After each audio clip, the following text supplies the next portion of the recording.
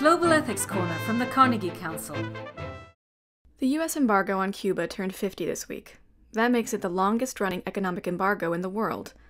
It is also the most contentious. Last October, the UN General Assembly issued its 20th annual call to end the sanctions on Cuba. Today, a majority of Americans support the reinstatement of diplomatic ties with Cuba.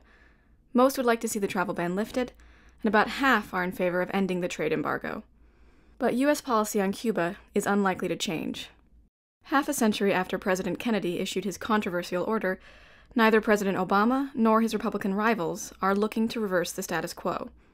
After all, the Cuban government has consistently repressed political opposition and refused free and fair elections. Though the Communist Party has taken some steps to liberalize the state-run economy, it has done little to liberalize its politics. Since taking office, Cuban President Raul Castro's leadership has remained both stable and anti-democratic. For embargo critics, this is precisely the problem. They argue that Cuba no longer poses a military threat to the United States.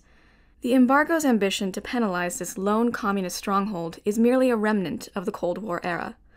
In fact, the viability of Cuba's communist government is testament to the failure of the U.S. policy.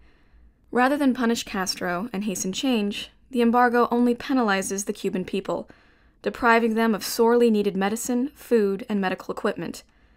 The embargo has also harmed the U.S., depriving it of a potentially lucrative trading partner. As the U.S. embargo on Cuba turns 50, where do you stand? Should the U.S. revise its policy on Cuba?